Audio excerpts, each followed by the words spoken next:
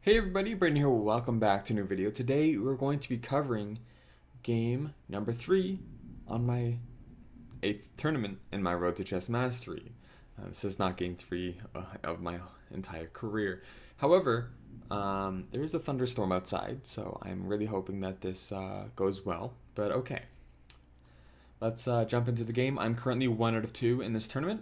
I won my first game and lost the second, and I am playing as black, and I am playing against e4, and as you guys may know, e4, what do I play? I play c5. Sicilian defense is a huge part of definitely what I've been doing to improve.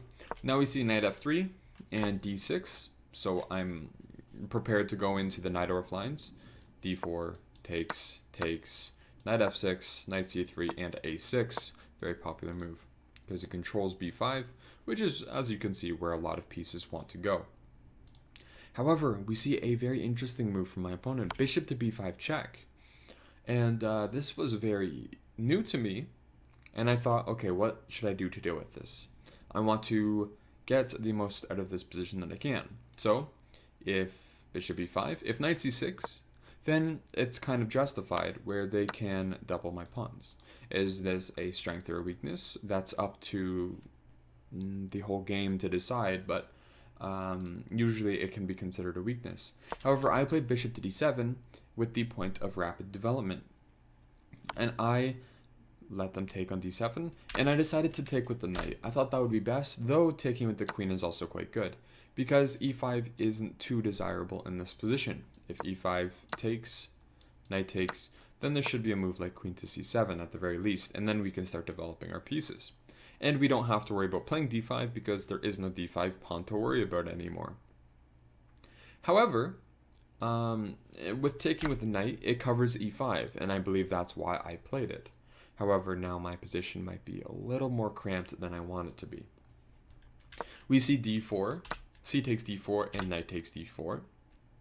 Knight to f6, attacking the e4 pawn. Knight to c3, and instead of going for this novel a6 idea, I decided to play e6 and just focus on development. I'm not trying to play any games here. If knight b5, for example, then even a move like knight to c5 might be good, where I'm attacking e4. So this was the idea. Now we see castles and bishop e7. So again, I'm just focusing on development. I'm in a new position, and when you're in a new position, just focus on the principles of chess. Control the center, develop your pieces, get castled, and then develop your queen if necessary. I'm not trying to break any principles if I'm not sure why they can be broken. And that's a very important thing to think about. So now we see bishop to e3, castles, and knight d to b5, and we can see their idea now. So I played knight to b6 in this position. Also knight to c5 is a little interesting as well, attacking e4 again. But knight to b6 makes a lot of sense because I just want to play a6 and just kick the knight away. We see f4. f4 is a great move. It just prepares possible e5s, my apologies, if necessary. And I played a6 because I don't want to worry about any knight takes a7. It's not immediately. Like in this position, there's no knight takes a7 threats. However, what we should be concerned about is if my knight ever has to move, because knight d to b5 attacks d6 and a7. So playing a move like knight b6 defends against both because the knight is blocking the bishop from attacking a7. So we see again f4 and a6. So knight d4, and now there's no knight b5s at all in the position. I played knight c4. I'm trying to go for this pawn, and the thing is, if they go back with bishop c1, then there's queen b6, and we can start seeing a problem here. There's e5 threats, there's knight takes b2 possibilities. I wouldn't say it's perfect yet, but it's definitely in the air because it does attack the queen, and then we can move back if possible. But that's a whole thing for another day. Actually, it's not even for another day because, you know, each position is unique, but essentially there's knight takes b2 possibilities in the air. So we have to keep that in mind. So that's why they just played queen to e2. But the problem with queen to e2 is it's not really such a great move because now we can take the bishop and we have this dark squared bishop, and they played f4. And as you can see, this diagonal will be quite weak without their bishop. So instead, maybe a bishop to f2 would be better. Where after knight takes b2, they might even have a move like queen to e2, and maybe they can actually trap my knight. Though we have to be very careful because moves like this might be possible. We just have to also worry about knight c6 now. So it's a whole thing, but essentially this position isn't too nice as white would want it to be, because even if bishop f2, they might have to lose the b2 pawn, but it's really, do you want to lose the bishop or do you want to lose a pawn? There's reasons for both, but I would say even queen e2 makes the most sense if we really think about it, keeping the pawn, because now if queen e2, knight takes b2, they're setting up a trap with rook b1, and now my knight is actually trapped because c4 is covered. But okay, I took on e3, I didn't fall for the trap. Queen takes e3, and rook to c8. Now we see knight to b3, so they're just moving their knight back. I'm not really too sure why. I think they wanted to control the c5 square. I think also move maybe like e5 is actually reasonable. The whole point is, even though it opens up my bishop, it does offer them some possibilities like rook d1, and even if bishop c5, this isn't so clear as I'd want it to be, though I actually do, the more I look at this position, like black's position. But okay, knight to b3 does make sense. It controls c5, so there's no bishop c5s in the air, so I'm not going to complain about that. Now we see e5 from me, and I actually really like this move. Normally I would just play d5 nowadays, but I think e5 is actually the better move, because e5 threatens d5, surprisingly. You control the square less, but you make the move stronger, and let's see how it works. e5, f5, which is the principled approach. You don't want them to trade off. You don't want to trade off one of their weaknesses on d6 now, because now black has no problems. Just a move like queen to c7, for example, and black stands better. But okay, e5, f5, and now d5 anyways. And you might be thinking, isn't e5 losing?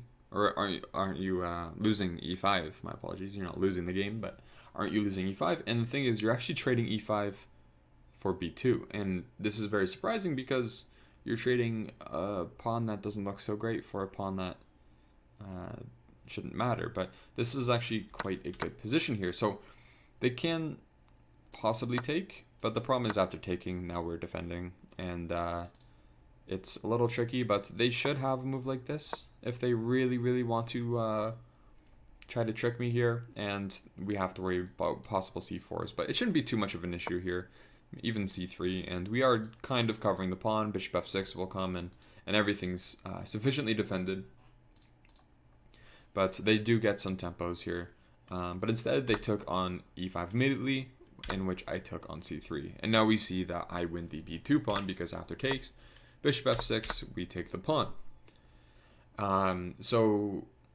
Okay, essentially what happened here is, if we really look at the position, what happened is we traded off certain pawns that, even though we traded off a central pawn, in quotations, for a knight pawn, when we have the resulting position here, I have a structure that has, well, the b7 square you can say is weak, but has connected pawns, and my opponent's pawns are isolated, and this is an advantage for us because, well, these pawns are weaker than these two, so the whole game does revolve around that.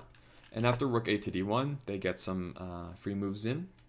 Queen to b6 check, king to h1, and rook f to e8, just trying to go for development.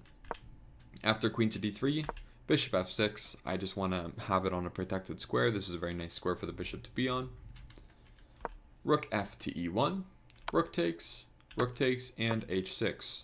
So I just want luft in this position. Luft is essentially a square for your king to go, so it's safe from any back rank checkmates. So that's a very important theme and idea to look out for.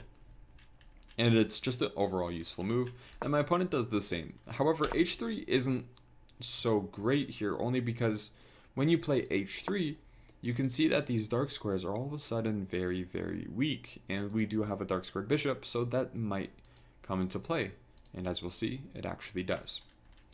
queen to f2, so I'm immediately trying to go for the dark squares.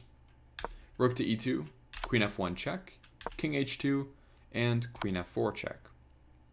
The whole point is if queen to g3, then I can play queen takes f5, I win a pawn, and this would be nice, and I would be happy there.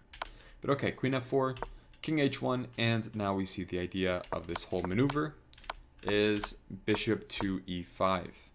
And now we have some mate threats. And the thing is, if they play a move like g3, well, we can take it. And if they play g4, we'll look at their king even further. It's much weaker now. And although they're defending against a mate, it's still not a position you'd want to play as white, because the king is completely open. Maybe even on this diagonal there can be issues in the future. So it just opens up more squares for us to attack in the future. That's essentially it. But okay, we see king to g1 instead. And after king to g1, I give a check. And I was pretty happy here. I just played bishop g3 with a threat of checkmate, and it's hard to stop. My opponent played queen to e3, as now they do have this move, so they are defending. And I played rook to d8. So now I'm just going for a check here, because that would be a very strong check. And it's hard to just block. Like, realistically, they should just block here, for example, like this, where they can take with the knight now.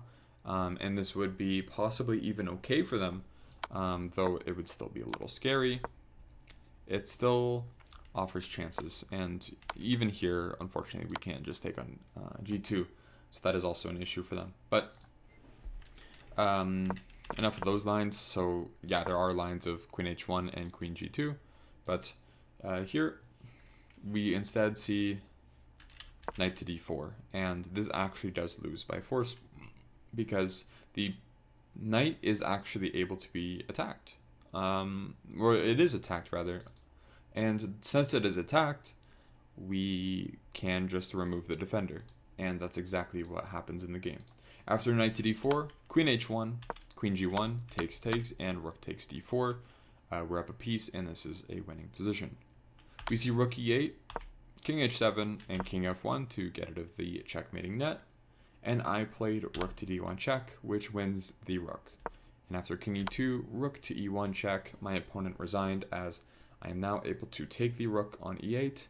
And, well, that is a winning position.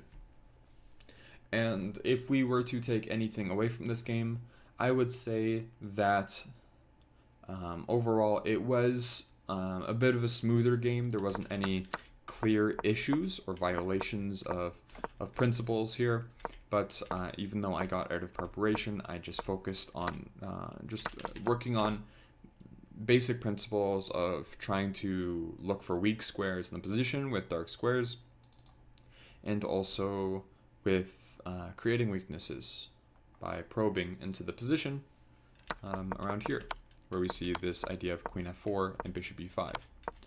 And we got a pretty nice position here. But okay, even though it was played reasonably okay, I would say if we were to take anything away from this game, it would be to focus on your weaknesses, making sure that you are aware of certain lines, if that is one of your weaknesses, but also squares. As we can see that what happened in this game, there were weak dark squares, and unfortunately my opponent couldn't really do too much about that. And I think really, if we think about it strategically, the downfall of their position wasn't even around here, where you could argue that black is slightly better because we have better pawn structures, but rather h3 is somewhat of a bad move, because after h3 we can see that these dark squares are especially weak. But anyways, I hope you guys enjoyed this episode, and I will see you guys in game number 4. Thank you guys for watching, and well, I will see you then. Have a good one.